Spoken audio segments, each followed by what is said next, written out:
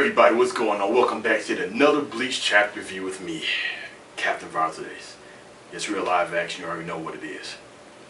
I'm pretty sure all of you have heard the news. I mean, a couple weeks from now it will be the last Bleach chapter. However, we were presented with the page saying that there will be also a big announcement regarding Bleach. Now what this announcement is going to be, who knows? I think it's probably going to be a movie, a spin-off series, or maybe a continuation series, because there's just too much that did not happen that we never knew that needs to be, that needs to have light shined upon it. But I can honestly say this chapter 685, titled Perfect End, or The Perfect End, this was done very well. I have to honestly say I really enjoyed this chapter. This seemed like it was just the perfect fitting for everything. Now, first thing first, actually, yes, I did say I was on the fence about it, and I am glad that, yes, on my birthday. Oh, by the way, thank you for everyone who wished me happy birthday. Bleach did not end on my birthday, which was a very good thing. But this, to me, this chapter go down in history. This is the Bleach chapter that came out on my birthday, which was doing very well. Even though the end of this arc was rushed in that final battle, from when Ichigo arrived to Juhai all the way up to when he cut him in half with Zangetsu. Even though it felt very rushed, this ending seemed very complete and fitting and appropriate for what happened. We see, of course, there are a lot of upgrades and changes that happen with the Gotei 13. This whole chapter focused on just the Soul Reapers and the Gotei 13. And I like the tiny little references I feel that Kubo has put in there regarding his situation in Shonen Jump. Now, of course, we see Captain Kuraku, Captain Commander Kuraku, the way he was talking. I like how you heard someone, you could read someone say, hurry up, you're out of time, you need to wrap this up. And he was saying like, people just really need to appreciate about the way, the pace that I move in. And I like that. It's kind of like it was Shonen Jump saying, all right, Kubo, you got to hurry up, wrap this up. And he's just like, you know what, people just don't understand or appreciate the pace that I move. So I did like that, but as we see, it was really confirmed that he was talking to Ukitake, which he is dead. So we don't know how we're going to find out what his Bunkai was. The other thing, Mayuri Kuratsuchi, we see he looks different again. I forgot all about that because this is a 10-year time skip, a whole entire decade. And I did wonder, like in my previous review, like how is the whole Sarate going to get just rebuilt or reforged or whatnot. But we see they're doing it the old-fashioned way, and it's taking 10 years for everything to come back together. We see what's left of Sokyoku. Here we see a brand new support beam structure, but the Sokyoku isn't there, of course, but it seems like, I guess, there's a new Central 46, or maybe Kuraku, he's like, look, this law will still stand, this will still be the same execution procedure, so let's build the two new support crucifixion beams. Who knows? But I like the whole thing about it. But yeah, Mayuri, each time there's a time skip, he has a different, everyone has slight different looks and altercations, but Mayuri, he has the most that just stands out. We see Nana, he made another Nana, and she's little, of course. And we see also the characters who've been promoted to captain. We see Tessa Zaimon, he's been promoted to Squad 7, and I never cared about the hairstyle he has. It kind of reminds me of Korinji's hairstyle. I never cared about them hairstyles, but we see there has to be a change. 10 years isn't a lot to Shinigami, seeing as how they age very slowly, but we see he has the new glasses, a new scar. He did mention that his body still doesn't fit for being a captain. We see he's accompanied by Toshiro and Rangiku. To me, they still look roughly the same. And it's, let's see, it's Tessa Zaimon, Rangiku, Toshiro, and Kensei and Hisagi. And I like how he mentioned that he mastered his Bunkai. Now, it takes years to train, of course. Yes, years just went by to achieve Bunkai. It takes 10 years to use it effectively in battle, but I don't think he really mastered his Bunkai. I think he was just saying that. But it's good that, yes, we do know he mastered Bunkai, but I do like how Kubo put in there, he said he didn't get a chance to use it. I like hands literally like this. I like that, because Rangiku and Toshiro will say, oh, funny how you say you mastered Bunkai, but we never seen that. So Motivator, what's up with that? And I do like how Kubo put that in there. And Kensei, he was agreeing with Toshiro and Rangiku. I like the whole thing about it. Kenpachi, we see not too much of a change in him. I was trying to really see if that was a new eye patch or not.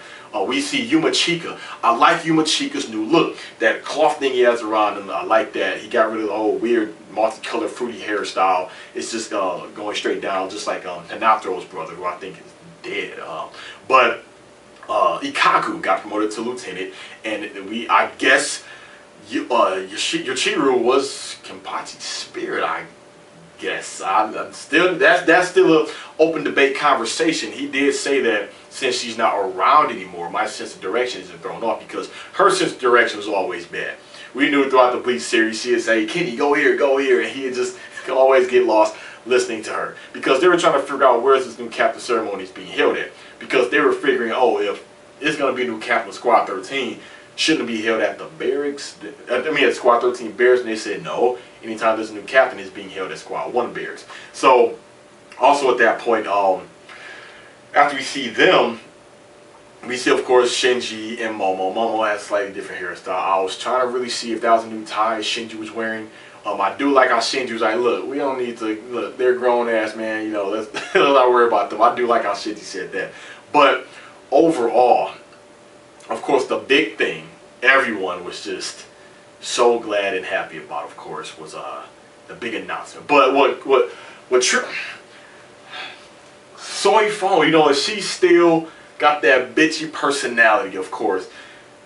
Kenpachi rolled up in there and she just addressed him like, "Motivator, you are late. The hell was you doing?" And Kenpachi's all, "I've been busting my ass around here trying to navigate on my own and find out where this place was. You gonna come at me like this?"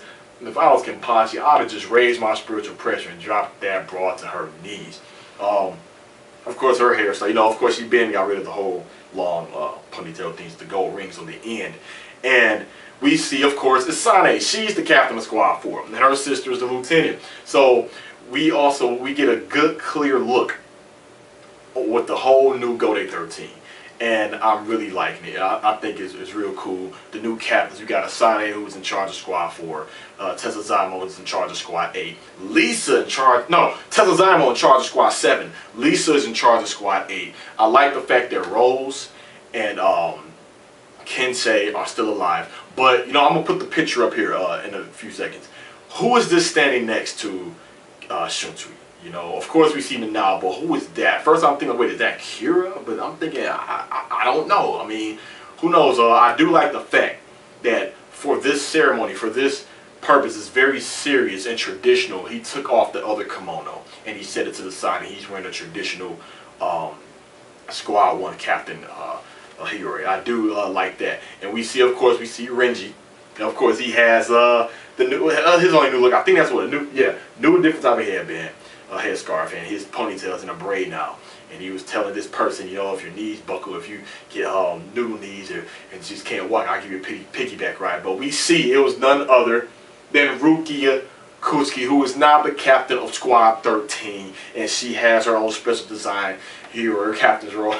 Those puffy little short sleeves did make me laugh. She got her hair grown out longer, and we see the marks in her eyes. I don't know if that was blushing or just part of her time skip look, but I will honestly say, now, you know, when you watch my reviews, you get straight realness and honesty. You all know I don't give a damn about Rukia. I never cared about her, but even I must admit that she deserved it. You know, I was proud of her. I'm like, you know what, that's cool. You know, she came a long way, even though she hasn't won a lot of battles, but it did make sense. And Rukia is, to my knowledge, I think for years Toshiro was like the most #1 voted favorite character of Bleach. Then I think Rukia took that over. You know, Rukia was going to be the main character of Bleach instead of Ichigo. I think that's when Bleach is going to be called Snipe.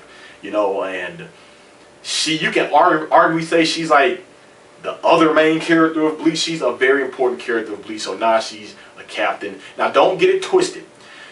Just because someone makes captain doesn't mean they're on the same equal strength as the other captains. You know, there's different. Like, she's not still as strong as Byakuya. Lisa, I don't think is as strong as Kensei. Things like that, no. But they all achieved Bunkai. And I know it's not real. It's all fiction. But, you know, as a Bleach fan, it was good to see all this coming back together. A structured Gotei 13. I like all the captains. All the positions are fitting. It's like everything is nice and well within the series right now for a good ending.